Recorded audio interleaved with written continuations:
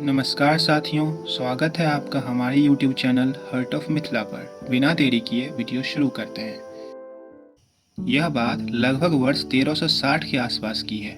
उन दिनों बिहार के मिथिला के बिस्फी गांव में एक महाकवि हुआ करते थे। कवि का नाम विद्यापति था। कवि होने के साथ साथ विद्यापति भगवान शिव के अनन्य भक्त भी थे।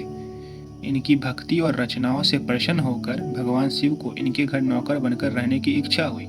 इसी क्रम में भगवान शिव एक दिन एक नौकर का वेश बनाकर विद्यापति के घर आ गए। विद्यापति को भगवान शिव ने अपना नाम उगना बताया। विद्यापति की आर्थिक स्थिति अच्छी नहीं थी, अतः उन्होंने उगना को नौकरी पर रखने से मना कर दिया। लेकिन शिव जी मानने वाले कहाँ थे। उगना के वेश में भगवान शिव सिर्फ 2 वक्त के भोजन पर नौकरी करने के लिए तैयार हो गए। इस पर विद्यापति की पत्नी ने विद्यापति से उगना को नौकरी पर रखने के लिए कहा। पत्नी की बात मानकर कवि विद्यापति ने उगना को नौकरी पर रख लिया। एक दिन उगना विद्यापति के साथ राजा के दरबार में जा रहे थे।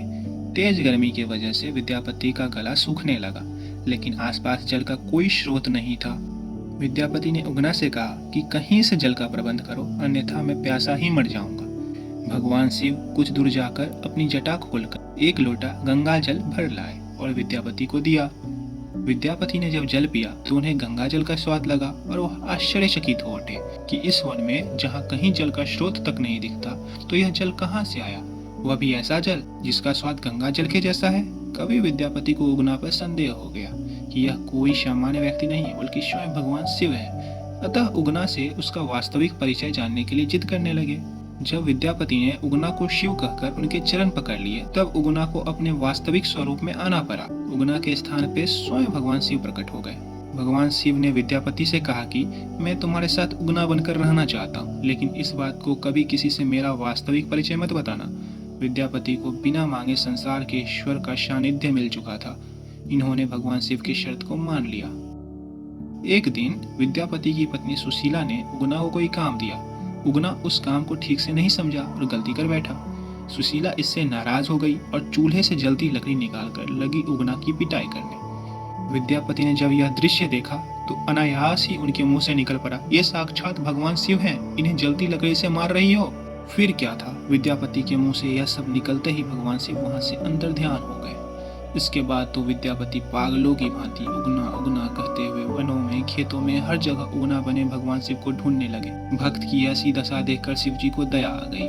भगवान शिव विद्यापति के सामने प्रकट हो गए और कहा कि अब मैं तुम्हारे साथ नहीं रह सकता।